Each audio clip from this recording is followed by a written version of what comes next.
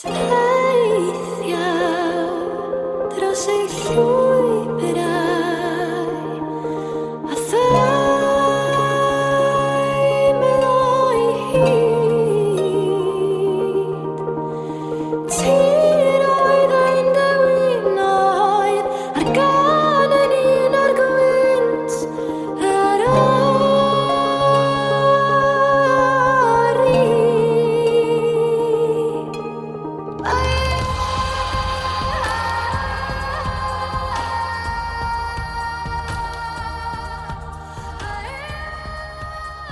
Helo, a chroeso i rifin mis Gorffennaf o bodlediad Eryri. Mae 19 mis bellach ers i ni lansio'r sianel yma, a heddiw da ni'n mynd i edrych yn ôl dros rai o bigion Uchafbwyntiau'r Cyfres gynta. Yn gyntaf, fyddwn ni'n gwrando ar sgwrs rhwng Rhys Owen, pennaeth Cadwraeth Coed ac Amaeth yr Awdurdod, ac Alun Elidir. Mi roedd y sgwrs yma rhan o bodlediad am amaethyddiaeth. Mae ffermio'n un o gyflogwyr pwysicaf y Parc Cenedlaethol a dros 1,000 o ffermydd o fewn y ffiniau. Mae'r cymunedau ffermio yn gymunedau clos sy'n teimlo'n hynod o falch o'i gwreiddiau amaethyddol. I lawer mae'n fwy o draddidau teuluol na swydd arferol, ond gawn ni glywed mwy gan Alun a Rhys. Felly, ddim pellach i wneud, mi gyflwyno ni yn gwestai cynta i'r podlediad. Mae o yn amaethwr, mae o'n ddarlledwr, ac mae o'n llysgennad ar gyfer iechyd a diogelwch yn y byd amaethyddol. Croeso ata ni, Alun Elidir. Diolch yn fawr iawn, diolch yn fawr, edrych ymlaen i gael sgwrs. Wel ia, da ni'n gwybod o'r holl waith ti wedi gwneud ar y cyfryngau, falle yr cyfryngau cymdeithasol, falle bod chdi yn amlwg yn fab i ffarm yn Rhydymain, Dolgella. Amlinella i mi, be ti'n weld fel pwysigrwydd amaethyddiaeth yn Eryri yn hytrach na fi'n deud wrth bawb, o ia, dyma ydi o safbwynt y parc. Fel amaethwr, be ti'n meddwl ydi pwysigrwydd mae amaeth yn chwarae yn Eryri? Wel, dwi'n meddwl bod fi'n synnu falle bod fi'n dod yn reit agos at be wyt ti'n credu a be oedd creawdwyr y parc yn wreiddiol yn credu. Hynny yw, mae atyniad y parc i bobl sydd yn edrych o'r tu allan mewn arno fo, i gyd i wneud efo'r ffordd mae'n edrych. Mae ffordd mae'r parc yn edrych, fyswn i'n dadlau o leia, lawer iawn i wneud efo'r gymdeithas a sut mae'r gymdeithas yna yn bodoli'n economaidd ar y tir. Y tirwedd sydd yn denu rhan fwyaf o bobl i Barc Genedlaethol Eryri, ac mae'n rhoi brand gwych i ni fel ffermwyr pan da ni yn marchnata'n cynnyrch, ond hefyd mae o'n camol ni yn eironig iawn, achos mae o'n mor gryf fel atyniad hyd y dealla i, mae'r niferoedd sydd yn ymweld yn eithriadol, a maen nhw'n dod i weld y tirwedd. Mae'r tirwedd fel y gymaio, achos bod ni'n ffarmio, a dwi'n sôn am tirwedd, dwi'n sôn am tirwedd, olion yn y tirwedd ers canrifoedd, ti'n gwybod, pan ni'n edrych yn ôl ar yr waliau cerrig sydd gennym ni. Mae'r heini'n deud cymaint am y gymdeithas fuodd yma ar un pryd, ac i ni fel ffermwyr, da ni'n mwynhau hynny, a da ni wirioneddol yn gwerthfawrogi y ffordd mae Llywodraeth wedi edrych ar hynny ac wedi'n cefnogi ni i gynnal yr etifeddiaeth yna ynghyd â gwaith y parc, wrth gwrs, sydd hefyd yn gefnogol iawn yn hynny, trwy gynlluniau amaeth amgylcheddol. So, drwyddi draw, dwi'n meddwl bod ni ddim yn bell o'r wrth yn gilydd. Falle'r her fwyaf, un o'r heriau, ydy esbonio hynny i'r ymwelydd dinesig, falle. Ti'n gwybod, mae gennym ni le i gyfathrebu dipyn mwy. Ond un o'r pethau dwi wedi fwynhau yn yr 5 mlynedd ar 20 nes i mi ddod yn adre i ffarmio, ydy gweld y berthynas rhwng yr ymwelwyr a'r ffermwyr yn newid ac yn newid er gwell. Ac yn rhyfedd iawn, un o'r sbardina am hynna oedd y ddeddfwriaeth Crow, y Countryside Right of Way Act. Oedden ni gyd bach yn bryderus y bydde bobl fel Morgrig ar hyd yn tirni, ond mewn gwirionedd be ddigwyddodd, oedd nath o ddiffinio'r berthynas rhwng y tirfeddiannwr fel rhywun sydd yn trio cael bywyd economaidd cynaliadwy o fewn y parc, a'r ymwelydd sydd yn dod â'i gyfraniad economaidd i hun hefyd lle. Mi gliriodd hynny oherwydd y Crow dros y blynyddoedd, ac erbyn hyn, yn oes yn had, oedd hi'n chydig bach o get off my land, peidiwch o gadael y gatiau agor, erbyn hyn, mae o'n, wel, da chi'n debygol o fod yn gwsmer i fi, yn ogystal ac yn gyfrannydd yn drethiannol i gynlluniau dwi'n perthyn iddyn nhw. Dyma lle mae'ch arian chi'n mynd, dyma beth da ni'n gynhyrchu, a maen nhw bob tro bob tro, achos mae'r ffarm yma digwydd o bod ar lwybr Mary Jones, a dwi'n cael llawer o ymwelwyr yn pasio o fewn 20 llaeth i'r drws, a nhw bob tro yn werthorogol, yn gefnogol, ac yn dweud dwi'n falch bod hynna'n digwydd. Newedig pan dwi'n esbonio pethau iddyn nhw fel enghraifft. Sbiwch y wal gerrig yna, da chi licio i, mae wedi cael ei ailgodi, mae'n costio 35 pint y ciwb, fetr cubic i fi wneud hynny, a dwi'n cael 70% hwn yn ôl gen tan rwan, gefnogaeth trethiannol Ewrop trwy'r cynllun CAP, ynddo, gwrdd i weld beth awn nesaf. Wel, ti wedi cyffwrdd ar lot o elfennau diddorol yma na wan, ond chdi'n sôn am y newid o gyfnod y dad mewn 5 mlynedd ar 20 mewn ffordd, a mae'r parc yn amlwg yn dathlu ben blwyddyn 70 eleni. Yep. Sgyn ti rhyw crystal ball i roed rhyw ddamcaniaeth? Be ti'n meddwl sy'n wynebu ni yn yr 5 mlynedd ar 20 nesaf? Wel, mae 5 mlynedd ar 20 yn bell iawn i bobl, i bolisi amaeth, ac yn fyr iawn i'r amgylchedd. Y peth mwyaf, mae rhaid i ni gyd addasu iddo fo, a dwi'n i weld o yn ewedig yn y gaeafau fan hyn, ydy newid hinsawdd. A mae hynny'n mynd i fod yn wir pryd ti'n ymwelydd i Barc Cenedlaethol Eryri, neu wyt ti'n byw ac yn trio amaethu, neu beth bynnag wyt ti'n neud yna, ti'n byw mewn tre yna. Un peth dwi'n hynod o falch amdano fo, enghraifft, ydy bod ni'n gallu gwneud rhywbeth efo'n gilydd i atal rhywfaint ar y risg o'r llifogydd yma. A trwy greu partneriaethau newydd, a mae hwn yn arbennig wedi dod fel sbardun o'r parc, arian Llywodraeth Cymru i ryw raddau, y Cyngor Sir hefyd yn partner, da ni wedi gallu denu 10 ffarm i ddalgylch afon ucha'r union yma'n hyn i wneud gweithredoedd, yn blannu coed ar draws llechweddau, yn arafu'r rhediad dŵr, yn cael ffosydd ar y mawndir ac yn y blaen, i sicrhau bod y dŵr yna sydd yn casglu ar ddalgylch anferth o'r hyn, yn araf iawn yn gymharol, neu o leia'n cael ei arafu cyn iddo fo gyrraedd y brif afon, a wedyn, wrth gwrs, mae hwnnw'n aml iawn yn chwdu i dŵr yn nes lawr ac yn creu problemau. So, da ni falch iawn o'r math yna o beth. So, newid hinsawdd ydy'r her gyntaf. Yr her nesaf ydy, ac mewn ffordd, dydy ddim wedi dod yn uniongyrchol oddi wrth Brexit, ond oherwydd Brexit, mae'r Llywodraeth wedi penderfynu bod nhw'n mynd i newid y ffordd maen nhw'n cefnogi amaeth yn y dyfodol, ac mae incwm nifer o ffermydd yr ucheldir, ac wrth gwrs ucheldir ar y cyfan, da ni'n sôn amdano fo yma yn Eryri, a Parc Cenedlaethol Eryri, yn mynd i newid ac yn mynd i fod yn tynnu arian oddi ar un o'r buddion cyhoeddus, fyswn i'n ddadlau, sef cynhyrchu bwyd, a'i symud o i'r buddion cyhoeddus, nad oes marchnad ar eu cyfer nhw fel aur glân, pridd iach, anifeiliad iach, a dyn ni eisiau darparu hwnnw, ond fydd yna fwy o gefnogaeth gobeithio ar gyfer hwnnw. Sut da ni'n mynd i ymgodrymu â hynny, ac ydy o'n mynd i addasu, ydy'r system sy'n mynd i gael ei chreu yn mynd i fod yn ddefnyddiol i bob ffarm, mae hwnna'n gwestiwn mawr i mi ar hyn o bryd. A'r peth arall sydd yn poeni llawer iawn arna i ar hyn o bryd ydy pori cadwriaethol. Os ydy'r newid ma'n dod, dwi wedi bod yn dadlau bod rhaid o hyd cynnal enghraifft gwartheg yn yr ucheldir. Un o'r pethau mae ymwelwyr wastad yn dweud, what are these cows? A dwi'n dweud, well, these are black cows, they're the Welsh black, they're the native breed of this country. Oh, that's fantastic that you've got a native breed. And what are you doing to build them up and to sustain them? Well, actually, we're in great competition with continental breeds over the past few years, which grow faster, etc., etc. Also, how do you do it? Well, luckily enough, we're getting supported to do it. And this type of cow will live on heather moorland. Not every cow will, dwi'n dweud nhw, ti'n bod. Ond i wneud hynna, wrth gwrs, da ni'n cosbi'r gwartheg i ryw raddau, felly da ni angen ychydig bach o atodiad o ran cefnogaeth i sicrhau bod ni'n dal i cadw nhw. Dwi yn poeni, a fydd y cefnogaeth yna, yn ewedig pan mae o'n cael ei gydbwyso gyda'r rheolau newydd ynglyn â llygred dŵr sy'n mynd i atal nifer o bobl, dwi'n meddwl, rhag cadw gwartheg. So mae yna rhywbeth yn fanna. Dwi'n yn siŵr faint o anifeiliad fydd yn llawer iawn o'n ffermydd ni yn y dyfodol, ond troi hwnna ar ei ben, mae hwnna'n rhoi cyfleon i ni, mae'r cyfleon yna, un o'r pethau dwi'n gofio, Elin Jones, pan oedd hi'n weinidog amaeth, pan oedd yna glymblaid, mi ddedodd hi, cofiwch, nid ci goen a chi geidion yn unig fedar Cymru i gynhyrchu.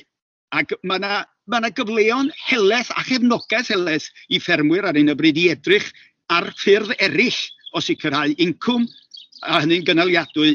Mae'r cwm yma i gyd yn llawn o hydros. Mae genna i ddim dŵr addas, ond mae genna i shed gymharol newydd, godes i yn 2010. Mae hwnnw a solar panels ar ei do. Mi feder ardaloedd pendant o Eryri fod yn gwerthu ynni allan o'r tir, dwi'n meddwl. A mae hwnna potensial mawr, os da ni'n cymryd gafel yna fo, yn edrych na'i roed o i gwmnïau mawr byd-eang i'w reoli ar yn rhannu, bod ni'n gwneud o'n ynni cymunedol mewn rhyw ffordd. Mae'n anodd iawn cael hwnna i weithio. Mae dyn o'r enw Grant Peasley, dwi'n gwybod ar yw bobl fel yn gweithio arno fo mewn gwahanol ardaloedd a dwi'n parchu gwaith nhw, ond mae biwrocratiaeth yn i'r rhwystro nhw i'r eitha bob tro, a mae hynny'n drasiedi pan mae'n amlwg o hwnna'n ffordd ymlaen. Alun, yn amlwg ti wedi cyffwrdd hefyd ar o'r pwyntiau gyda ni'n gynharach, ond mae siŵr gen i yn dy rôl di efo'r undeb a gwaith iechyd a diogelwch a falle, ti'n gweld amaethwyr tu allan i ffin Parc Eryri. Fedri di ddeud wrth yn gwrandawyr nhw, be ti'n weld fel manteision, neu anfanteision, gei di fod yn ddigon heriol, cofia, o fod yn amaethio fewn ffiniau dynodiad fel Parc Cenedlaethol? Yn sicr, i mi, dwi wrth y modd o fi ddew o fewn y brand Parc Cenedlaethol a talno llawn. Mae'r ffaith wedyn mae Eryri ydi o, a bod fi'n deall beth ydi hwnna. Hwnna ydi'n hynnefu ni. Dwi fel rhyw hen ddafad yn gwybod i ffiniau i'r dim, felly. A dwi'n meddwl bod hwnna o fydd eithriadol i bawb ohono ni sy'n trio marchnata'n cynnyrch. Mae yna ddelwedd werdd gyda ni o'r dechrau trwy fod yn y parc. Yr ail beth ydy pethau ymarferol o fewn y parc. Pan fos i yma gyntaf, mi drychas i ar y posibiliadau o gynlluniau amaeth amgylcheddol. Pwy ddoth i mewn ar ôl Llywodraeth Cymru gyda'r cynllun tir gofal, oedd y Parc Cenedlaethol ac yn ei cymorth, efo pethau fel llwybrau, efo pethau fel camfeydd ac yn y blaen. Mae'r cyngor ynglyn â hynny wedi esblygu, fel mae'r cerdded wedi datblygu, wrth gwrs. A bellach, da ni trio gosod gatia yn edrych na camfeydd. Ond wastad o'na gymorth, o'na bartneriaeth yna, dyna fi licio am fod yn y parc. Dwi wastad yn teimlo bod fi'n rhan o rhywbeth mwy. A bod na broblem gen ffermwyr bod nhw'n sole traders yn eu pennau yn aml iawn, dwi'n meddwl bod hwnnw yn arafu rhywfaint rwan. Mae bob ffarm yn wahanol, ond hefyd mae yna fwy a mwy o fyniad a chyfleon i ni gyd weithio. Ac yn fanna dwi'n meddwl mae'r bydd mwyaf o fod yn parc. Mae yna drafodaethau i gael ynglyn â chynllunio, ond pan da ni'n edrych ar yr ystadegau ynglyn â datblygu economaidd o fewn y parc, dydy'r rhwystrau yn y marn i ddim mwy nag ydyn nhw tu allan. A dweud y gwir, os rhywbeth, fel yna da ni eisiau'r parc edrych, ynddo? Da ni eisiau cael rheolau sydd yn dweud fel hyn, y cerrig yma, da ni eisiau cael ei gweld yn ei defnyddio pan da ni'n wynebu tŷ, be bynnag. Da ni ddim eisiau model mwy gwyddelig lle mae yna gynllunio hawddgar iawn yn digwydd. Achos dwi dod yn ôl a fi wedyn, yn dod mewn cylch taclus i'r brand, mae'n bwysig iawn bod ni'n gwarchod y brand. A ar y cyfan, ac un o'r pethau eraill wrth gwrs, a mi fydda i wrthi y mis nesaf yma, full blast yn plannu coed gwrychoedd ym mhob man. Ers i fi ddechrau yma yng Nghau Coch, dwi wedi plannu 16,000 o goed, gwahanol coed cynhenid mewn grychoedd. Da ni wedi ail ffensio y ffiniau i gyd a tu mewn llawer iawn o'r caeau mwyn sicrhau bod yna goridorau bywyd gwyllt gennym ni, lle o'r blaen, ond na ddim ond un ffens. Y coed yna yn dod gen y parc, a da ni'n diolch yn eithriadol am y gwasanaeth yna. So partneriaethau, dwi'n meddwl, dwi'n weld yn atyniadol o fewn y parc, ac hynny fwy ar gyfer y dyfodol. Alun, diolch o galon i ti am dy gyfraniad. Dwi'n siŵr fyddai di ychwanegu marchnatwr a dy CV di. Diolch yn fawr.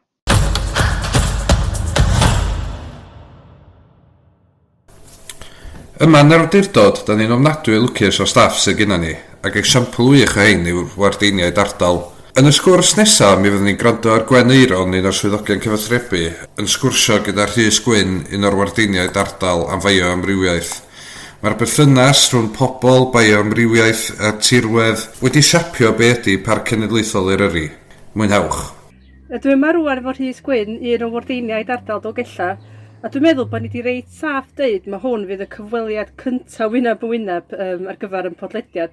gan bod bob un hyd yma di bod yn rhithiol oherwydd y Covid, lle, so mae'n mor neis cael bod allan yma. Diolch ti am ddod yma heddiw, Rhys. Ac oeddech chdi'n awyddus iawn yn ei gwrdd yma yn Nyffryn y Fawddach. So mae e'n fendigedig yma, dydy, ond elli di ddeithau pam oeddech chi eisiau mi ddod i fan hyn? Wel, mae yn hardd, man di. Ti wedi dod ar hael efo ti heddiw, gan. Diolch Rhys. Ond mae'n lecyn godidog fan hyn. Un o'n hoff lefydd yn y parc, dwi'n siŵr, yn rhannol oherwydd y golygfeydd, ond mae yna gymaint yma. Ac i fi, efallai bod yr elfennau creiddiol yna sydd yn sail i fodolaeth y parc yn gwirionedd, yr treftadaeth, yr byd natur yn sicr, a hanes dynol y gorffennol a'r presennol mewn ffordd. Maen nhw gyd yn cwrdd yn yr un lle yma. A ti'n cael rhyw flas bach o'r elfennau gwahanol na i gyd yna. Yndi, mae hynny wir yn sicr. A dwi'n gwybod bod gen ti ddiddordeb mawr mewn byd natur, does Rhys. So, oes rhywbeth am y dyffryn yma sydd yn anghyffredin? Mae yna dipyn golew o bethau go arbennig yma, dweud y gwir. Mae yna sawl dynodiad ar yr ardal yma. Mae'n ardal o gydwraeth arbennig. Mae yna sawl safle o ddiddordeb gwyddonol arbennig. Nifer o rywogaethau. Mae o'n bwysig am yr boblogaeth o slymod pedol lleia, un o'r poblogaethau gorau yng Ngorllewin Ewrop. Mae yna ddwrgwn yn mynd ar hyd yr afonydd yma nôl y blaen. Mae yna adar diddorol yma. Sawl rhywogaeth fel yna, ond mae'r hanes yr holl aber yn ddiddorol. Da ni'n edrych ar afon yma heddiw nawr, mae'n llonydd, does am crych yn y dŵr o gwbl. Ac mae'n edrych yn rhyw baradwysaidd o le, ond ers talwm, mi oedd yn ardal eitha diwydiannol. Da ni yma yn Llyn Penmaen ei hun, lle oedd yna adeiladu llongau mawr iawn, lle oedd yna rhyw gynnwrf mawr yn y cyfnod yna. Wrth gwrs wedyn mi ddoth y trenau, a da ni eistedd wrth yr hen foc signal, lle mi oedd y holl brysurdeb y trenau wedi bod. Ond ynghyd â hwnna, oedd gen ti'r gwaith aer a fflwm ar foel ysbri ochr draw, a gwaith copor y glastyr. A llygredd o waith copor y glastyr, ddari wenwyno yr holl afon yma, lladd miloedd o bysgod.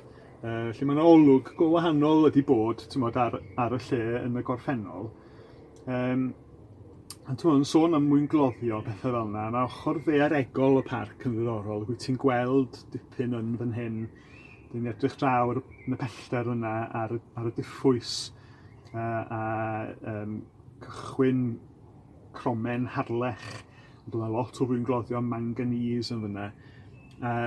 Yr ochr ddaearegol yma sydd wedi lliwio dipyn golew o beth sydd wedi bod yn digwydd yn y dyffrynnoedd yma, beth sy'n tyfu yma yn blanhigion, sut mae dyn wedi symud trwy'r ardal, rhywbeth fel yna, ti'n bod. Ond mae enwau difyr iawn, gyda ddiddordeb mewn enwau, hen enwau llefydd, enwau llynnoedd pysgota yn yr afon, fi o'n i wrthi'n casglu'r enwau chydig yn ôl, a chodi wal fach yn Llyn Penmaen fan hyn yn cofnodi rhai o'r enwau yna. Enwau lle yn hawdd iawn fynd ar goll fel arall. Ac mae'r ochr ieithyddol yna hefyd yn rhan hanfodol o fodolaeth y parc yn gwirionedd. Ynddi, ti'n modd y cofnodi a wneud yn siŵr bod ymwelwyr yn cael blas bach o'r rhinweddau arbennig yna hefyd. A wedyn, wrth gwrs, da ni'n agos iawn at y gader ei hun, a mae'r gader yn frith o bethau arbennig yn flodau Arctic Alpaidd, yn bryfed cop prin iawn yn byw ar y copa, a daeareg anhygoel yna fi oedd Darwin ei hun yma yn chwilota lot o nwogion eraill. Ac i fi, yn clymu'r enwau yma ar daeareg, mae'r termau mae daearegwyr yn defnyddio dros y byd erbyn heddiw, yr ordofigaidd a'r silwraidd, y cyfnodau daearegol mawr yma. Mae lot o'r hynny wedi seilio yng Nghymru, ond mae'r cyfnod ordofigaidd, sef craig y gader ei hun, fe fathwyd yr enw yna yn benodol oherwydd daeareg y gader. Felly mae gan yr ardal yma ran creiddiol yn yr holl wyddor daeareg dros y byd. Ie. Difyr iawn, mae yna lot yma. Oes. Ac o ti sôn yn sydyn nhw'n am cynefinoedd ar gader a balli. A wrth gwrs mae cynefinoedd yn fama dan dipyn o straen dydy rhwng sbwriel a sŵn a phwysa pobl yn gyffredinol. So, be ti'n rhagweld ydy'r dyfodol? Wel, ie, mae'r dyfodol yn ddorol ni. Wrth gwrs, o ddalun y lydyr yn siarad yn un o'r podlediadau eraill am newid yn y taliadau ymwthyddol yn y dyfodol. Does wybod sut mae hwnna'n mynd i newid pethau dipyn bach. Mae ôl dyn ar y cynefinoedd, mae i gyd yn o'r mynydd i lawr yr aber, ac wrth gwrs mae gynnon ni'r holl gynefinoedd yma yn y darn bach yma o fewn 5 milltir i'w gilydd bron iawn.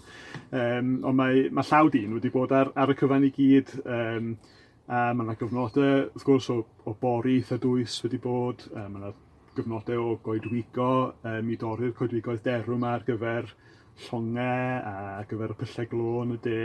Mae sawl newid wedi bod, a mae'n ddiame y bydd yna newid arall yn y dyfodol. Ond felly mae taliadau am rheoli cynefinoedd fydd yn y dyfodol, am storio carbon a rheoli llif dŵr a rhywbeth fel yna. Mae'n bosib iawn eitha newid. Ond mae yna sawl her yn mynd i fod, mae defnydd pobl o'r parc yn newid ac yn sicr yn cynyddu, a mae hwnna'n ei hun yn dod â phroblemau sbwriel, sŵn, aflonyddu a rywogaethau sydd angen llefydd tawel i fagu er enghraifft. Felly mae yna sawl pwysau fel yna mynd i bod.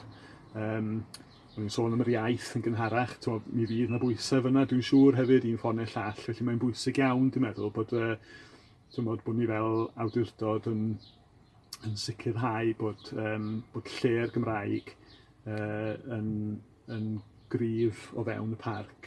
A wrth gwrs, mae angen wedyn i godi cenhedlaeth newydd o warchodwyr ar y math yma o le, cael pobl ifanc i gymryd diddordeb yn ei milltir sgwar, a wrth gwrs, yn fyna mae'r dyfodol wrth reswm ynddo. Ie, wrth gwrs. Ac yn sicr, da ni'n eistedd fan hyn yn ymyl y bwlch signal a gobeithio un diwrnod geitho ailagor a gai ddod ar plant yma i ddysgu chydig bach am fywyd gwyllt yr aber yma. Ie, fysa'n braf. Un cwestiwn arall sgennau i gyn gorffan Rhys, a dwi'n gofyn hwn i bawb, ond be di dy hoff gradur neu blanhigyn di? A pam? Dyna ti gwestiwn anodd i ateb. Mae o'n newid efo'r tymhorau, dwi'n meddwl. Mae o'n hyfryd i weld creadur neu blanhigyn yn ei gynefin. Felly bod hwnna ddim yn annisgwyl. Felly peth sydd yn annisgwyl yw pan ti'n gweld rhyw fflach o rhywbeth, rhyw fflach o liw, neu rhywbeth, gwmpas rhyw dro yn y llwybr, yn dod at y draws di. Ac i fi, mae'r rhaid i gyfaddau, glas o dorlan sy'n rhoi'r wefr yna bob tro. Dwi'n gweld y weithiau fan hyn yn Llyn Penmaen, y fflach ma'n de. Fel edodd Trevor Roberts yn England, yna'r lliw yn croesi'r llyn o'i daith on i ddaeth wedyn. Rhyw brofiad fel yna, rhyw eiliad fach o weld, hwnnw sy'n rhoi'r cynnwrf mwyaf, dwi'n meddwl. Ie, wir. Da iawn, ateb da. Wel, diolch yn fawr Rhys, mae wedi bod yn bleser siarad efo chdi. Croeso. Diolch. Galw eto. Diolch.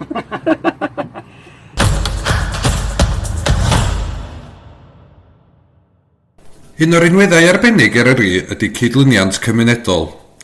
Y sgwrs nesaf fyddwn ni'n cael cyfle ail wrando di sgwrs rhyndda finna ac Eryri Cunnington. Mae Eryri'n mynd i drafod chydig am y cydluniant arbennig hwn dyn ni weld yn y cymunedau a be mi o'n feddwl o ddyfodol cymunedau Eryri os fyddan nhw'n ffynnu neu ydyn nhw mewn sefyllfa bregus. Nesaf ar y podlediad mae Eryri Cunnington. Eryri, allu di roi chydig bach o hanes chdi dy hun o sut brofiad oedd o tyfu fyny yn Blaenau Ffestiniog? Ges i magu'n tan y grisia, sydd milltir o Blaenau Ffestiniog, so di o ddim yn Blaenau Ffestiniog. A wedyn mae gen ti Manod a Llan Ffestiniog, so mae Blaenau Ffestiniog, dwi'n cael bro Ffestiniog erbyn hyn, ond tan y grisio ni. Tyfu fyny, mae gwriaeth hyfryd yn byw yn stryd Cambrian Teras efo cyfeillion ac ymdogion a cymuned clos. Dwi'n isio or-romantu'r peth, ond mi oedd cael yn magu yn fanna, mi o'n i'n teimlo'n lwcus iawn yn enwedig yn edrych rwan ar cymunedau a beth sy'n digwydd. Ia, magwriaeth braf a hapus yn Tangrisio. Pan ti'n tyfu fyny yn ardal fatha Stiniog, ardal chwareli, mae yna agos-atrwydd yn lot o gymunedau, ti'n sbio Bethesda, pobl debyg iawn i blaenau yna. Pa mor ymwybodol ydy pobl pan maen nhw'n tyfu fyny mewn ardal fel yna, o'r diwylliant ac o'r hanes? Dwi'n meddwl, dwi'n dim ond yn gallu siarad dros dy fi'n hun, a do'n i ddim felly, oedd dad yn chwarelwr bob un hyn ac yn toiwr, ond o'n i'n ymwybodol iawn o'r chwareli, cos oedd lot o ffrindiau dad yn gweithio yn y chwareli, a dwi'n dweud dad a dim mam oedd.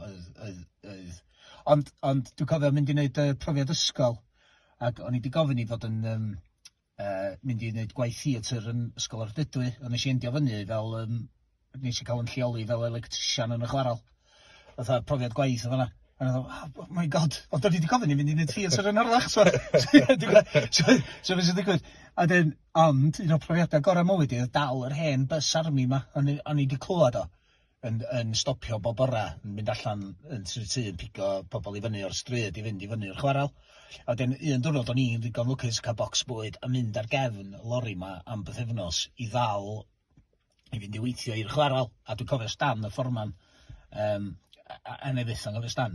Ond i cymryd cam yn ôl, oedd rhannu'r hen bws armi na i fynd i'r chwaral yn un o pethau pwysica'r magwriaeth i. Ond nes i mabwysiadu'r ethig gwaith yn anffodus, a nes i mabwysiadu'r meddylfryd o cymuned a cydweithrediad sy'n llawer mwy na hynny.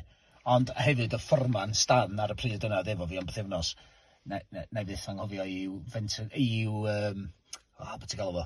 Just person da. Ie, so chydig bach yn controversial i fi ella fel hogyn ar draws Bontraeth, rhywun oedd i ysgol i Fionydd. Ond dwi'n meddwl, pobl blaena, pobl yn Meirionnydd yn gyffredinol, mae yna bersonoliaeth cynnas am bobl. Ti'n meddwl, oes na wbath yn y gymuned am yr ardal sy'n gwneud hynny'n cyfrannu ato fo? Dwi'n grediniol fel dwi'n mynd yn hun, bod ei gyd yn y tirwedd, a bod ei gyd yn neud yn hanes ni. Dwi'n cofio mynd i Maldwyn i recordio a sbio, mynd uwchben y stiwdio, lle oedd Sian James yn y stiwdio falle a sbio dros y mynydda a mwynder Maldwyn, ac oedd y tirwedd yn atgoffa fi o mwynder Maldwyn, a pan ti'n mynd i'r lefel blaena, mae o mor, calad, so ti'n gorfod bod, mae yna gosatrwydd, ond mae yna rhyw ddiweddegad, pan ti wedi cael dy geni yn y cysgod, ti'n anelu mae'r hael, a mae blaena'n edrych fel rhyw gylch o mynyddoedd. Oce, mae nhw'n yn gryf o'n cwmpas ni, ond hefyd, dwi'n gwybod, oes, mae yna sicr rhywbeth, ond dwi'n meddwl, mae lot sy'n neud efo hanes a diwylliant a tystadaeth, ond dwi'n meddwl bod o hefyd o lot sy'n neud efo'r tir, a dyna beth sy'n siapio bobl, cos ti'n gorfod gweithio ar tir, a'r ecosatrwydd na ty tir. Ie, dwi'n gwybod, mae o'n agwedd, ella bod rei yn dweud bod o'n agwedd rhamantaidd iawn, ond dwi'n coelio fyd bod na wirionedd yno fo, a wedyn ardal Stiniog, mae o'n rhywle lle mae yna lot o fentra cymunedol yna, lle feddwl am dref werdd ac antur Stiniog, mae o'n rhywle mae pobl yn gweithio fe'i gilydd, a mae yna rhywbeth mor braf i weld o synwyr cymuned. Dwi'n meddwl bod hynna hefyd yn mynd yn ôl i traddodiad o'r chwarelwyr, a'r caban, a cydweithredu, a hefyd, eto mynd yn ôl, dim gormes, cos oedd bobl yn gweithio, ond pan oedd bobl yn y caban, oedd nhw'n cwestiynu, ac yn dod at ei gilydd, ac yn meddwl, ydy hyn yn iawn, ydy hyn, ac yn cael dadla iach amdan be, oedd o'n lle cymdeithasu a dadla amdan cymdeithas a bywyd a gweld beth yn mynd ymlaen. A mae beth sy'n cysylltu ni yn lot bwysicach na beth sy'n gwahanu ni, a dyna beth sy'n gael wrth dadla a trafod. A mae mentor cymdeithasol yn dod yn uniongyrchol o llefydd fel y Pyllau Glo a'r Working Men's Clubs a'r capeli a'r ysbyty yn blaena. Y chwarelwyr, y cydweithrediad, nath adeiladu hynny. So, mae bobl yn dweud weithiau, mentor garwch, di'r Cymru byth yn mentro. Yndi, maen nhw'n mentro. Maen nhw wedi mentro ar hyd i oes, ond maen nhw wedi mentro gwrth edrych ar ôl ei gilydd. Just dim di mentro i fynd yn busnesa preifat, cyfalafol, masif. Maen nhw just wedi mentro mewn ffordd gwahanol. A cydweithrediad ydy hynna. Un o rhinweddau arbennig Eryri di ysbrydoliaeth am y celfyddyda, mae pobl yn gwybod bod chdi fod mewn ambell i fand, a mae yna lot o fandiau eraill, ond dim jyst hynna, mae o'n ardal, Ostiniog yn ardal artistiaid, llenorion, beirdd, a ti'n gwybod... Be sy'n ei fi'n falch mawr o blaena ydy yr aml diwyllianrwydd. So mae gen ti David Nash ar un llaw, yn neud y celf gwych ma'n blaena. A wedyn mae gen ti Gwyn Thomas, Meredith Evans, yn neud celf gwych. Gen ti Gareth Parry, mae blaena yn ysbryd eto, da ni'n mynd yn ôl at y tirwedd, yr gymdeithas, ond hefyd sut mae o wedi gallu ymsigno am gair gwell, dwi'n gwybod. A mewn fudwyr hefyd, am bod o'n gymuned mor cry, so mae gen ti David Nash, ond maen nhw gyd yn rhan o'r un gymuned. Ond hefyd i fynd yn ôl, dwi'n mynd i fod yn controversial, gobeithio ni wedi gadw fo fewn, ydy'r holl arwydd epic ma, oedd ar yr pen y pas. Dim fel at i marchnata Cymru ac yn hyrwyddo Cymru mewn ffordd cyflyddyd, pam bod chdi eisiau sain epic mewn lle mor epic. Os ti'n gallu gweld bod o'n epic a deall bod yr epic yn rhan o gelf, ti'n angen arwydd yn dweud bod o'n epic. Ti'n gweld bod o'n epic a dyna beth diwylliant celf, mae'n rhaid ni fod yn fwy hyderus yn y celf a pwy ydyn ni mwyn rhannu'n diwylliant yn celfyddyd ni, dwi'n meddwl. Yndi. I gloi felly, Ceri, beth ydy farn di am cymunedau Stiniog, Meirionydd, Eryri? Wyt ti'n gweld y cymunedau yma yn dirywio yn ieithyddol, yn gelfyddydol, ta ti'n gweld ni'n ffynnu? Mae gen pawb rhan i chwarae dy fel. Mae nhw'n dirywio, a mae yna dirywio wedi bod ers y 70au. O'n i mewn protest yn Penllyn yn ddiweddar, ar un yn ddadl sy'n am tai ha bod. Be rhaid i ni'n neud ydy, ar lefel, a gennym ni siawn swan bod gennym ni Llywodraeth Cymru a Parc Cenedlaethol Cry, lle da ni'n dweud digon, a dydy o ddim yn, a bod ni'n neud y penderfyniad. Mae gynna ni'r atebion fel cymunedau, mae gynna ni'r atebion fel awdurdod lleol, a just mae rhaid i ni fod yn ddewr ac yn hyderus a just wneud y penderfyniadau iawn. Iawn. Ar y nodyn yna, gael just diolch i chdi am ymuno fo ni, ac just diolch o fer iawn. Diolch chdi.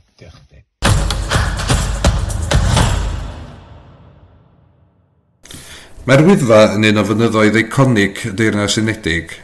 Yn y clip nesaf, swyddog partneriaeth y Wyddfa Catrin Glyn fydd yn sgwrsio gyda'r hanesydd Elin Thomas. Ac ychydig yn wahanol i'r sgyrsiau am gordwristiaeth a sbwriel dyn ni'n clywed yn aml, gogwydd chydig bach yn wahanol fydd ar y sgwrs yma pa fydden ni'n edrych ar hanes y mynydd.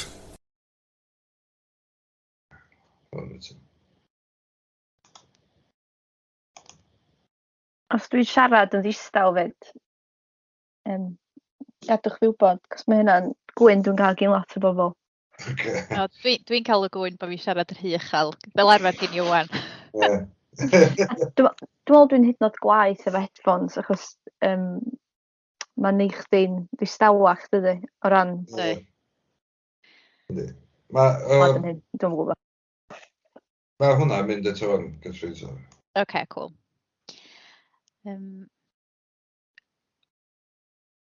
Rwan, mae'n bleser gen i gyflwyno'r hanesydd Elin Thomas sydd yn enedigol o Nant Peris wrth droed yr Wyddfa wrth gwrs. Mae Elin wedi graddio mewn BA Hanes a Chymraeg ac wedi cyflawni gradd meistr mewn Hanes Cymru ym Mhrifysgol Aberystwyth. Cyhoeddwyd ei chyfrol gyntaf y Mae y Lle'n Iach, Chwarel Dinorwig 1875-19dim ym mis Gorffennaf 2020. Wel, yn gyntaf Elin, croeso mawr i chdi i'r podlediad a llongyfarchiadau ar y gyfrol bwysig yma. Alli di ddeud chydig bach wrthyn ni amdan y gyfrol a sut brofiad oedd ei chyhoeddi hi a sut mae pethau di mynd ers hynny? Oedd o'n brofiad arbennig iawn, a dwi'n cofio'r gwirioni'n lan pam nath y copia cynta gyrraedd adra. Dwi'n meddwl bod o wastad i bod yn freuddwyd gyn i sgwennu llyfr, ond breuddwyd o'n i'n meddwl ella fyswn i ddim yn gyflawni, a wedyn pam ddoth y cyfle i gyhoeddi'n ymchwil meistr i efo gwasg ar y gwalch, wel, nes i just neidio ar y cyfle, a dwi'n mor falch bod o allan yn awan i'r byd mawr fwynhau gobeithio, ac os rhywbeth mae'n teimlo'n fwy amserol leni bod ni'n edrych ar hanes y gymuned chwarelyddol gan bod ni wedi cael yr statws treftadaeth byd UNESCO yma, so mae'n gyfnod cyffrous iawn i fod yn edrych ar y diwydiant llechi ac yn bwysicach y bobl oedd ynghlwm ar diwydiant, dwi'n meddwl. Ie, wel, llongyfarchiadau mawr i chdi ar gyflawni dy freuddwyd lle ac i Diolch. chyhoeddi hi. A ia, dwi'n siŵr fyddi di'n hynod o brysur yn sgil y dynodiad a yn dimau o dydy yn amser cyffroes iawn i'r ardal. Wel, fel mae'r gyfrol yn awgrymu, ti'n arbenigo ar hanes y diwydiant llechi, sydd dwi'n siŵr yn bodlediad arall yn ei lawn heiddiant. Ond da ni wedi gofyn i chdi ymuno fo ni heddiw yma i edrych ar ac i roi chydig o oleuni ar Eryri fel cyrchfan i ymwelwyr. A fel ti'n gwybod, da ni fel Parc Cenedlaethol wedi profi un o'r hafa prysura erioed eleni yn sgil y pandemig, wrth i niferoedd eithriadol o uchel ymweld â Eryri. Ond hynny tydi ymwelwyr fel wedi yn egluro, dwi'n siŵr, i Eryri ddim yn rhywbeth newydd. Felly, allu di roi chydig o gefndir Eryri fel cyrchfan i dwristiaeth a rhoi rhyw syniad i ni o pryd welwyd ella'r twristiaid cyntaf yn dod i'r ardal?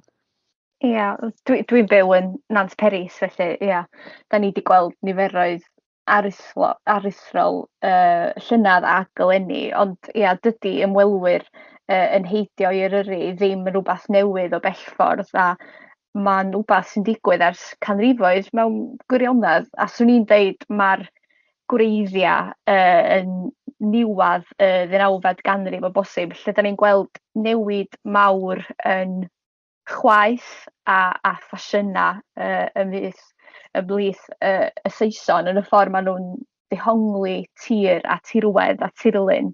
A mae hyn yn cael effaith pellgyrhaeddol ar lot o wledydd fel yr Alban, a'r Swistir, ardal y llynnoedd yn Lloegr ac wrth gwrs yma yn Eryri.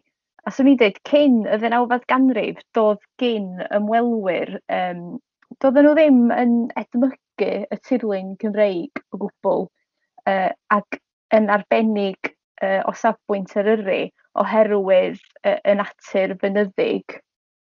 Ac mi oedd pobl yn y cyfnod yma yn meddwl bod mynyddoedd yn hollol ddiwers.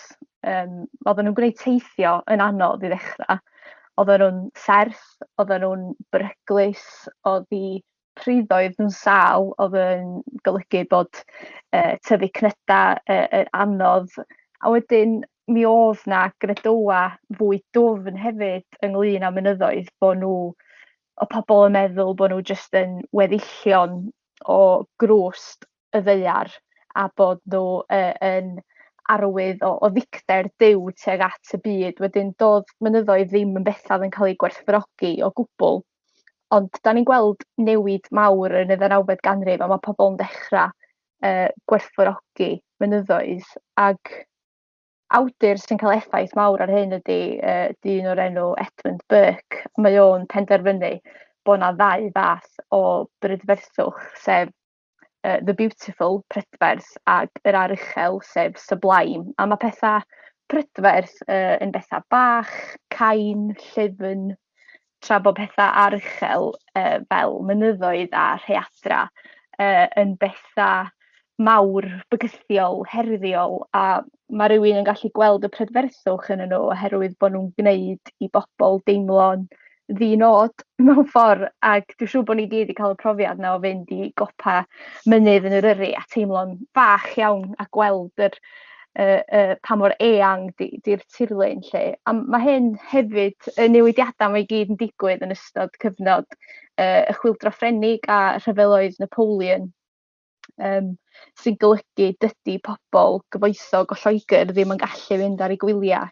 i'r cyfandir i gwblhau rhywbeth oedden nhw'n alw'n the Grand Tour o amgylch Ewrop a'r Eidal a Ffrainc a falle. Ac yn lle teithio i'r cyfandir, maen nhw'n penderfynu dod i Gymru ac yn benodol i Eryri, a da ni'n gweld twf mawr yn y niferoedd tuag at diwedd y 19th ganrif wedyn. Waw, mae hynna mor ddiddorol de, achos fel ti'n gwybod, mae'r mynyddoedd yn denu miloedd, mae'r wyddfa'n denu dros 600,000 o bobl y flwyddyn, oherwydd bod o'r copa uchaf mewn ffordd de. So mae yna lot o bobl yn cael ei denu, yn enwedig eleni ella at y dŵr a llynnoedd. Wedyn sgwn i ysdi'r un feddylfryd yn wir, mae'n siŵr bod o dydy heddiw yr teimlad dinod na, bod yna rhywbeth mwy neu pan maen nhw'n edrych allan ac yn gweld yr golygfeydd o'i cwmpas yn lle. Wedyn ymlaen nesa i'r ganrif wedyn mewn ffordd, lle de, a dwi hefyd yn ymwybodol bod chdi'n gweithio ar hyn o bryd ar erthygl ar gyfer BBC Cymru Fyw ar dwristiaid oes Victoria. Alli di roi chydig bach o flas i ni ar yr erthygl yna? Be ti'n weithio arno fo lle fel rhan o'r erthygl yna? Ie, dwi'n meddwl bod hyn eto achos bod ni'n gweld gymaint o ymwelwyr yn heidio i Gymru eto, bod hi'n ddifyr mewn ffordd i edrych yn ôl a gweld sut oedd y sefyllfa ar draws Cymru ac yn Eryri'n benodol, 100 mlynedd yn ôl, 100 mlynedd a hanner yn ôl. Ac mae yna ddatblygiad mawr, swn i'n deud, o'r 1850 ymlaen, a mae hynna oherwydd datblygiad yr rheilffyrdd.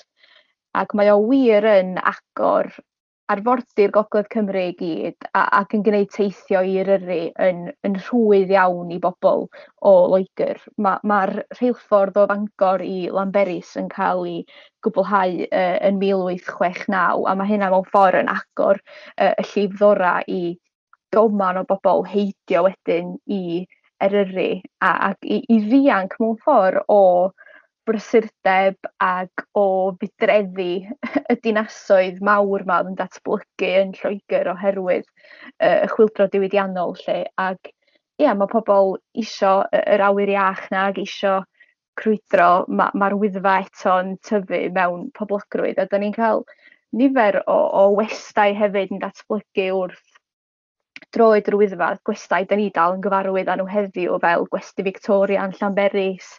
Mae Pen y Gwryd yn dod yn ofnadwy o boblogaidd adnabyddus yn y cyfnod yma hefo gŵr o'r enw Harry Owen o Begelat yn rhedag y gwesty. Ac swn i'n deud bod chdi'n gallu gweld parallels mewn ffordd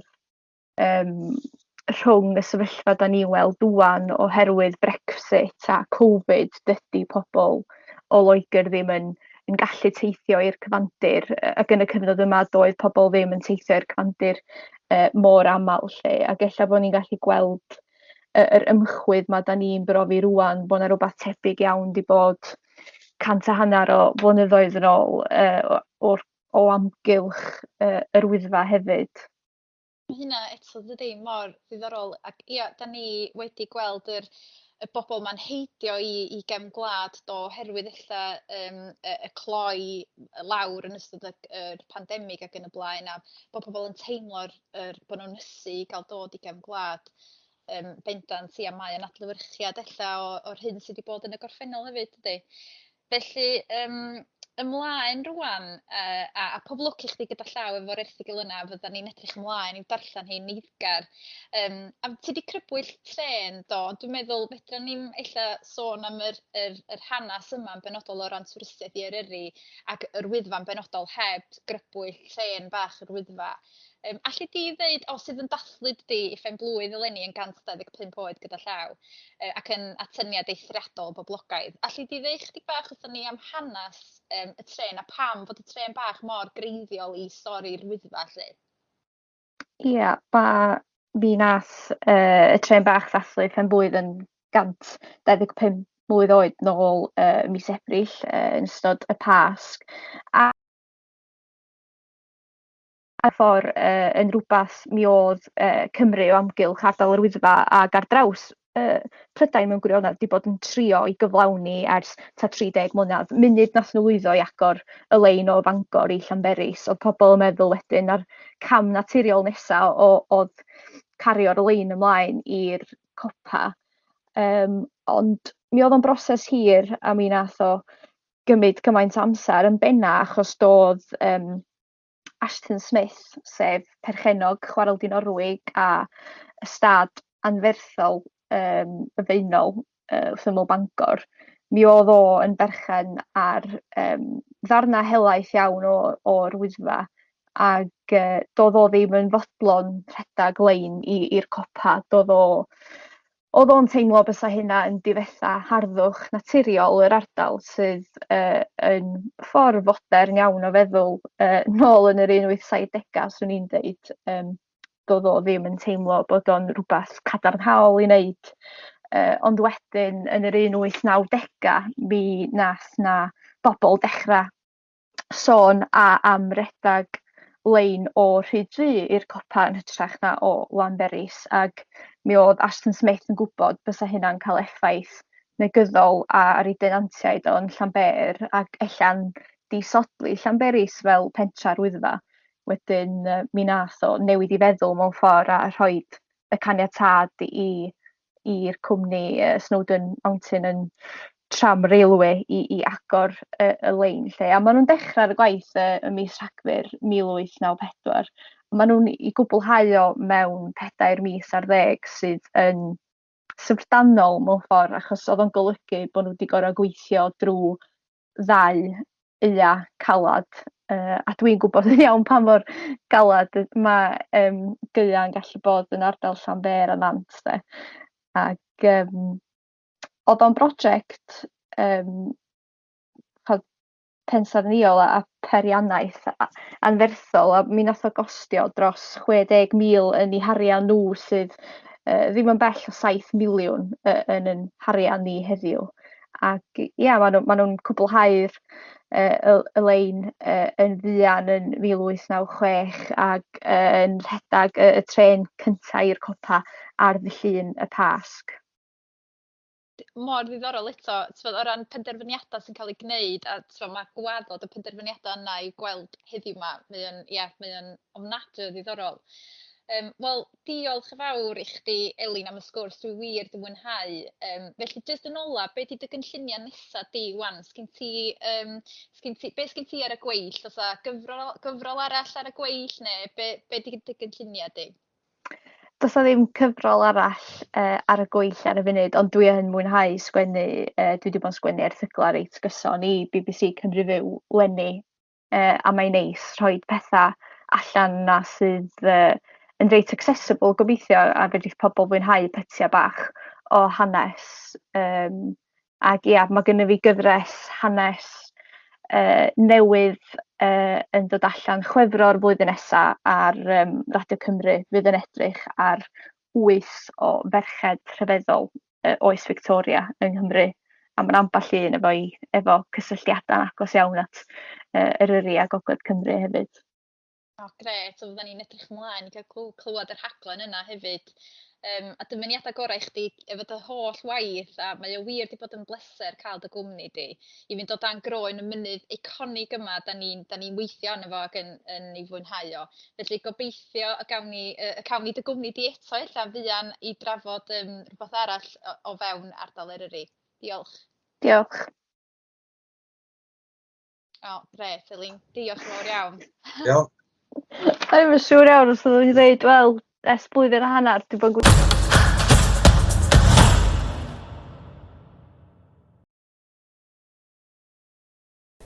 Yn ola heddiw fyddwn ni'n edrych ar iaith a diwylliant Eryri.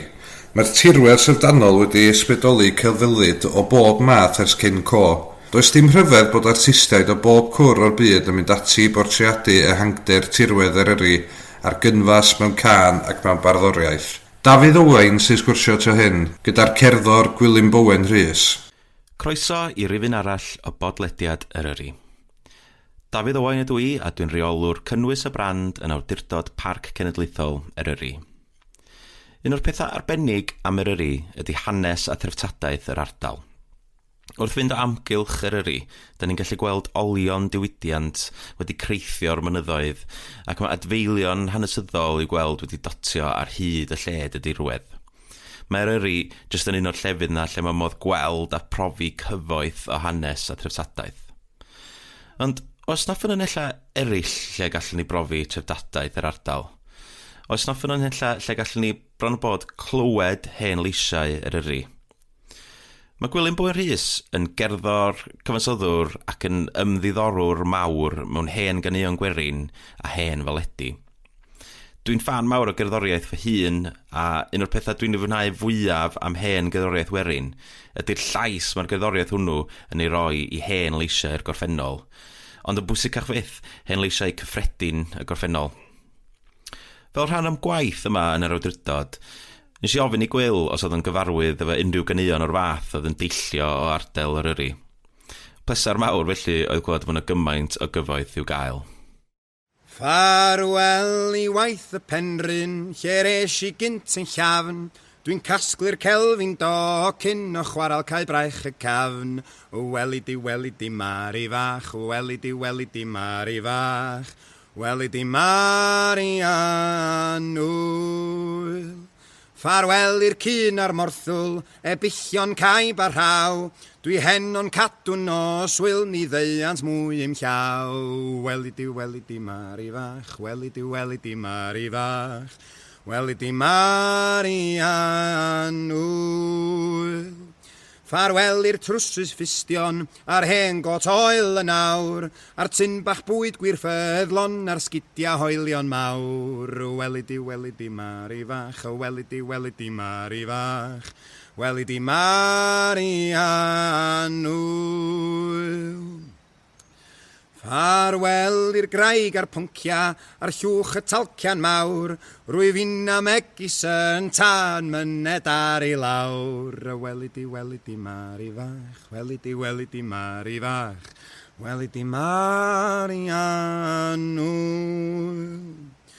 Ffarwel i'r hen awr ginio, a'r siarad hwylio cryf, a'r dadla a'r eithio, a'r byncia mawr y dydd. Welidi, welidi, mari fach, welidi, welidi, mari fach, welidi, mari anwyl. Ffarwel i'r amser saethu, a phawb yn gweiddi war, a'r rhedag mawr I lechu fel ciwion bach dan yr iar. Welidi, welidi, mari fach, welidi, welidi, mari fach, welidi, mari anwyl. Ffarwel, ffarwel i'r cyfan, ni chanai ddim yn hwy, os yw fy nghan yn ysgafn.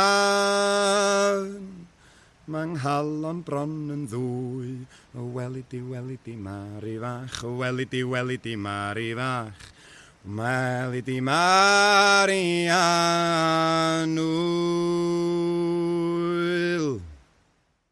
Felly Gwyl, da ni mewn lleoliad eitha anhygoel y fan hyn heddiw, da ni'n ganol Cwm Ysradllyn, da ni'n gallu gweld Moel Hebog, tu ôl I ni fan hyn yn y pellter, ond wrth gwrs yr adeilad anferthol ac anhygoel yma, Melin Ynys y Pandy, Melin Lechi oedd yn arfer fynd I waith I fy llechi gorseddau, mae'n debyg chwarel gorseddau. Ti wedi bod yma o blaen? Dwi heb bod yma o blaen, na, dwi wedi gweld lluniau, a do'n i'm yn siŵr yn union lle oedd o, so mae'n neis gael bod yma o'r diwedd. Mae'n reit anhygoel, dydi? Dwi'n meddwl bod o'n un o fatha trysorau cudd bach y parc cenedlaethol. Ond ia, ti wedi bod yn...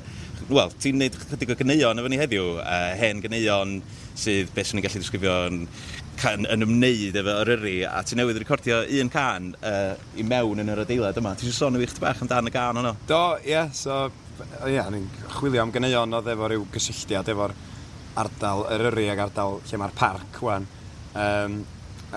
Di dod o hyd I cwpl o rei diddorol, newydd ganu ffarwel I waith y penryn, sydd yn sôn am chwarelwr sydd wedi bod yn gweithio trwy fywyd I gyd yn chwarel y penryn Bethesda ac yn ffarwelio ar lle ac yn ma'n rhestru'r holl bethau'r holl geriach a'r tacla oedd yn defnyddio a wedyn ti'n mynd siŵr os di o'n hapus neu'n drist am y peth fatha yn amlwg di o'n gwybod yn byd arall yn ei fywyd a mae'n deud ffarwel i'r cyfan ni ganai ddim yn hwy os ydy yng nghan yn ysgafn, mae'n nghalon bron yn ddwy. So mae'n swnio fel bod o'n eitha trist I adael o'r holl beth, ti'n Ie. Ond mae'n gan digon diddorol ag ia, addas I fod yn canu fo yn fama lle fysa pobl wedi bod yn neud yr union gwaith yna, prosesu llechi a hollti a chwthu a falle. Mae rai fi dweud oedd yna rhyw deimlad reit rhyfedd o gwrdd chdi canu'r geiriau fanna a cael rhyw fath o ysbryd allan ar be oedd yr adeilad yn ei ag hefyd, mae'n dweud ffarwel i'r cyfan, wel mae fatha gymaint o waith oedd arfer bod yma ar bwrlwm, a wedyn mae jyst yn dawel wan mewn ffordd. So ia, na'n eitha'n addas. Lyfli. A ti'n gweld, dwi'n gwybod sut swn i'n gallu disgrifio, wel, swn i'n gallu disgrifio chdi fel cerddor yn amlwg a cyfansoddwr, ond bron hefyd ti'n rhyw fath o chwilotwr / ymddiddorwr mewn hen ganeuon ac yn y blaen. Lle nath ddiddordeb yna gychwyn o? Ia, cwestiwn da. Just wastad wedi bod yn licio fatha penillion a cerddi a bydda, ac just yn wrth y modd efo y ffordd oedd pobl yn odli, yn really clefar a'r cynghanedd a bod dim fel a mae hynna'n yn amlwg iawn mewn hen ganeuon. A just fatha, yna berlau yna, ag weithiau ti jyst gorau gwneud bach fwy o waith tyrchu a chwilio i ddod o hyd iddyn nhw. A dwi wedi, enwedig efo baledi a falle, dwi wedi gael bobl yn sôn, pobl o gweisg a dweud fatha, o, ti eisiau gwneud llyfr am beth? A dwi dweud, mae'na ddigonedd o lyfrau. Mae'na ddigonedd o bobl sy'n gwneud y math yna beth. Pe sa neb yn neud ydi canu nhw. A mewn ffordd, mae'n ffordd da iawn i... Ella rhywun fysa ddim o reidrwydd yn mynd i brynu llyfr cyfam yn beth. Ond ella yn clywed rhywun yn canu fo, mae jyst yn ffordd hawdd i gael at y pethau, t'wo? Yn union. I clywed y cerddi yma. So dwi'n meddwl, wel, mae hwnna'n un beth dwi'n gallu neud, so waith fi'n neud o ddim. Waith fi'n neud o ddim, ie. Wel, sôn am lyfr, mae gen ti fatha un llyfr o fan hyn, o'r enw Cerddi Eryri. Cerddi Eryri, ie. Cerddi Eryri gan Carneddog. Mae hwn yn dod o'r 1920au. Waw. Ag, ie, boi di bod mynd rownd ardal Bedd Gelert rhan fwyaf. Ie. Yn casglu cerddi, dechrau'r ganrif ddwytha. Waw. A wedyn, ie, pan dwi'n chwilio am gyneuon, dwi'n licio pethau sydd bach yn fwy edgy neu bach yn fwy direidus weithiau. Ond wedyn yn anffodus, mae hwn di mynd ati i beidio cynnwys y pethau yna. So mae'n deud fan hyn, wrth mynd rownd yn casglu gyneuon. Mae'n deud, synnais gyn lleiad o gerddi bydyr oedd yn bod yn fy nghwmwd. Fe lladdwyd gan rym nerthol a ffyr diwygiad mawr Bedd Gelart 1818. Ac wedyn, ac yma'r hen ardalwyr Piwritanaidd yw camol yn fawr am ei chwaeth dda. Cefais rhyw ychydig o gerddi aflan a di chwaeth o'r hen flynyddoedd tywyll cyn y diwygiad mawr, ond rhyw hen gnafon meddwon ag anastyriol a'i rhimygodd at iws y dafarn. Gedir iddynt fynd i epa'r gofiant rhag ofn iddynt lygru neb eto. So mae barn cadarn iawn fyna yn erbyn pethau sydd bach yn direidus. Ie. So ti'n meddwl, o ran hynny, o pobl oedd yn casglu ac yn rhoi hein ar gof y chadw, ti'n meddwl oedd nhw'n dewis a dethol, mae rhaid felly y pethau ddim i mewn a bod yna lot, mae yna gyfoeth wedi cael ei golli hefyd. Bendant. A wedyn, yn aml iawn, dyna beth sy'n dda am pethau fatha'r llyfrgell genedlaethol wan ydy, pethau fysa ddim wedi cael ei cyfoeddi mewn llyfr, chos bod nhw well ar risge, ond oedd y pobl oedd yn sgwennu nhw jyst yn mynd at y gwasg, gai jyst un tudalen o hwn. Wow. A wedyn jyst yn gwerthu nhw ar y stryd, canu nhw ar y stryd a gwerthu nhw. A mae heina, diolch byth, mae lot o bobl di cadw nhw.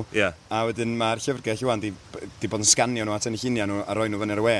So mae hwnna'n adnodd amrisiadwy i rywun fel fi, a fanna gyd i lot o bethau. Risge a bydyr a aflan fel mon. Aflan, ie, heina dyn ni'n cyrra. Heina dyn ni'n Briliant.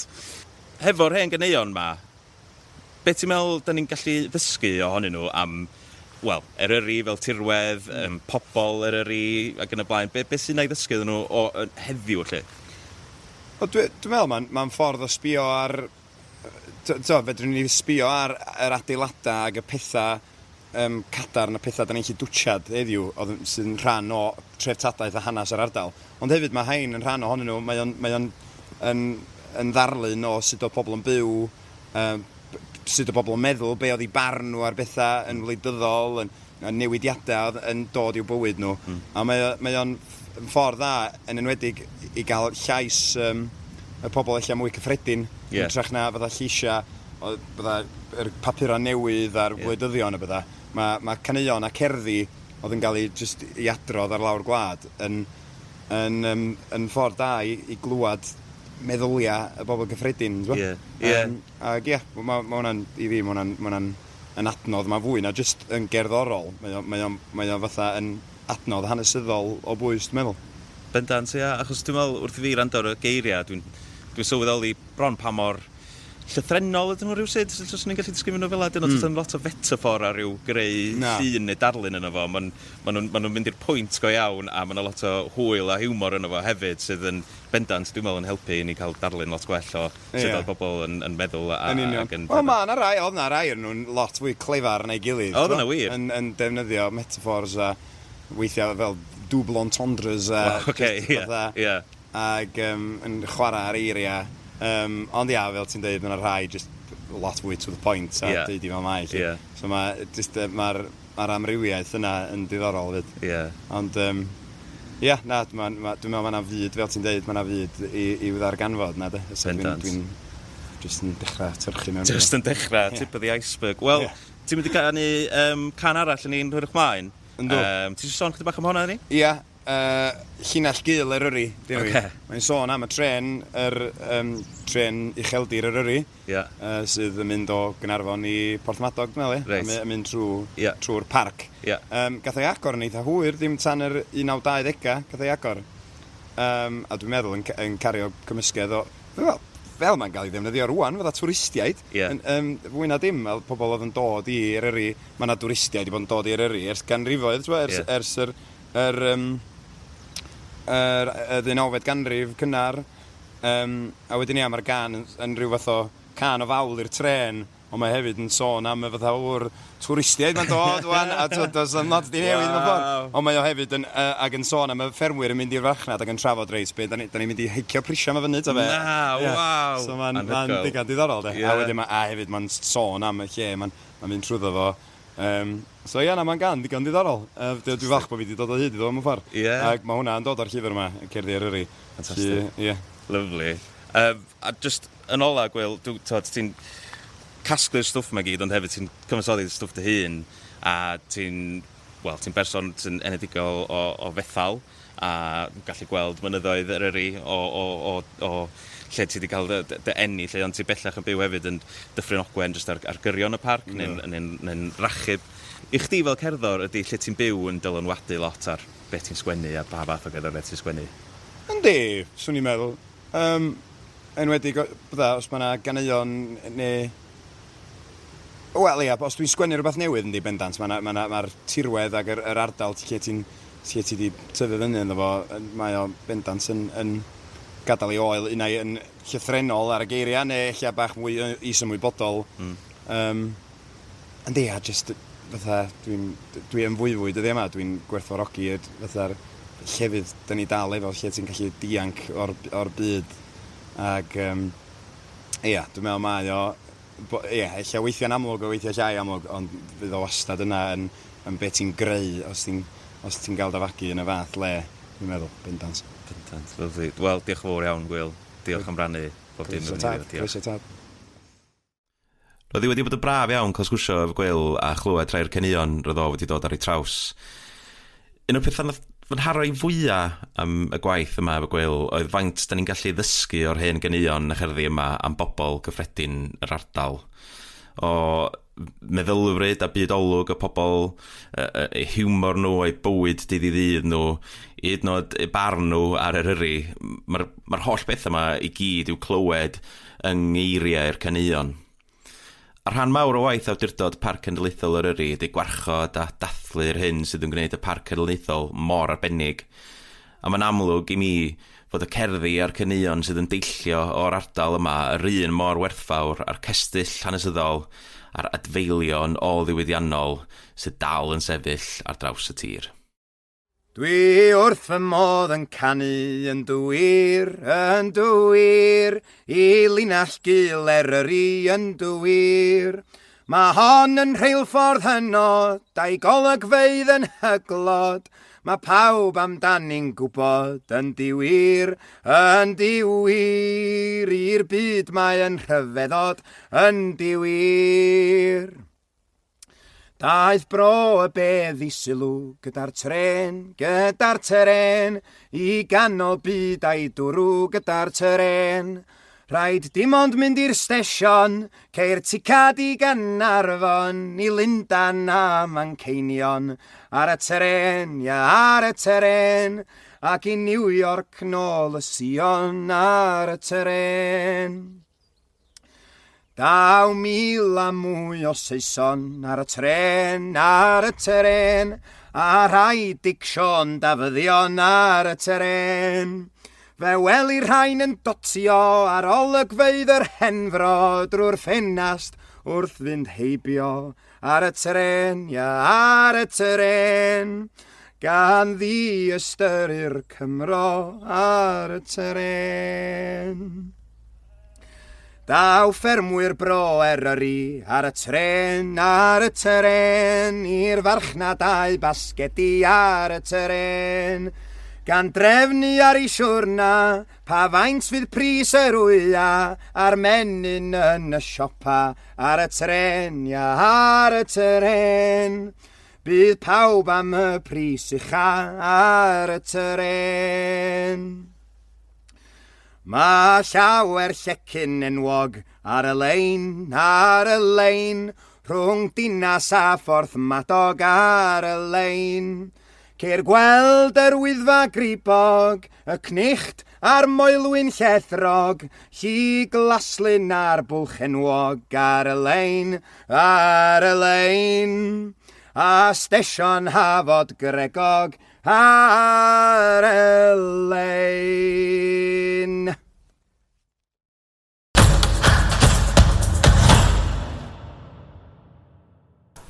Wel, dyna ni ddiwedd ar rifin arall o'r podlediad. Mwyn gwrando ar rhifynnau hyn yn ei cyflawn, gwrandewch ar Amazon, Spotify, Google neu iTunes, neu hefyd ar ein gwefan www.eryri.llaw.cymru. Y rhifin nesaf fydd rhifin yn Saesneg am dwristiaeth gynaladwy gyda Dan a Williams.